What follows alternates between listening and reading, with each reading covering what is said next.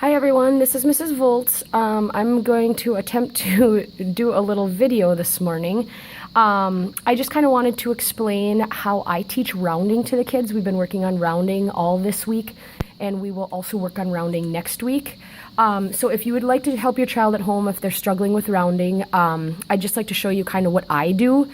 There's a couple different ways I teach rounding. If we're talking about lower numbers like 52, there's the mountain way that we can do rounding, where the kids will like draw a mountain, and if we're rounding to the nearest 10, they would put 50 here, 60 here, and then at the top of the mountain, obviously halfway up the mountain would be 55. So then they would have to try to figure out, where does 52 fall? Well, probably right about here. So then we know that this will fall back down to the 50 side. So 52 would round to 50. That's one way to do it. However, in third grade, we round all the way up to the 10,000s place, and I think that could get a little confusing for the kids. So I kind of invented something a little bit easier way. The kids said that they actually kind of enjoy this. So let's say our number, will start out easy, is 67.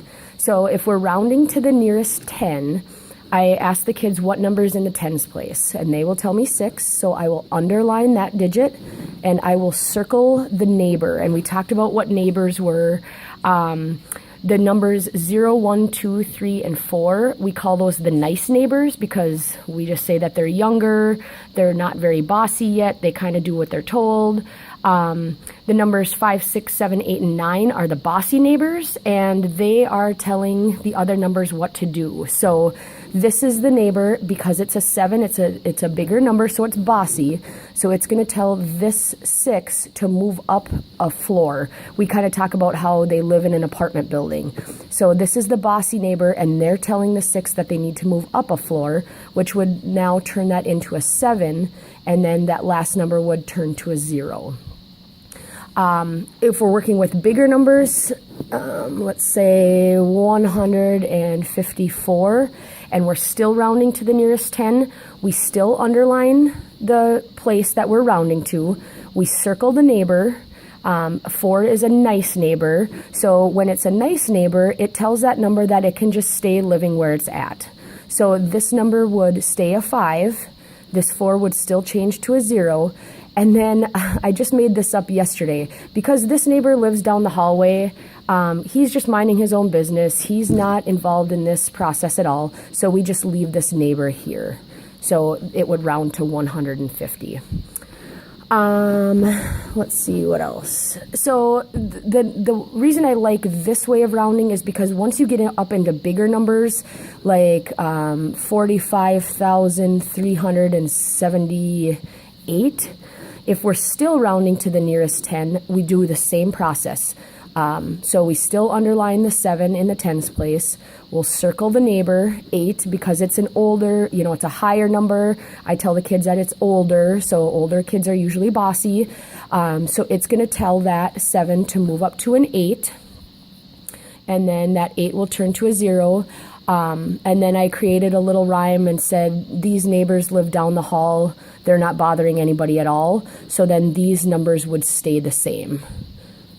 So you can essentially do that rounding to any place. So today we're going to work on rounding to the nearest 10,000. Yesterday we worked on rounding to the nearest 1,000, and on Monday we worked on rounding to the nearest 10 and 100. So we're progressively getting into bigger and bigger numbers. So if you have any questions about that, definitely let me know. I find that this way actually makes sense to a lot of kids. The only time where it might not work is we ran into this problem yesterday. I think it was the number 4,985. We were rounding to the nearest 100. So what happened was we underlined the number in the hundreds place, circled the neighbor. The 8 is bossy, so it's going to tell that to move up. Well, there's not really any place that a 9 can move up, so we talked about then how we have to go to the next thousands place. Now this neighbor's involved, so that would move up to a 5. This 9 would essentially move up to a 0, and then everything after it would turn to 0, so that would round to 5,000. So I hope that kind of makes sense to you. It probably doesn't, But if you ask your child to explain it to you, they should be able to explain it in a way that makes sense.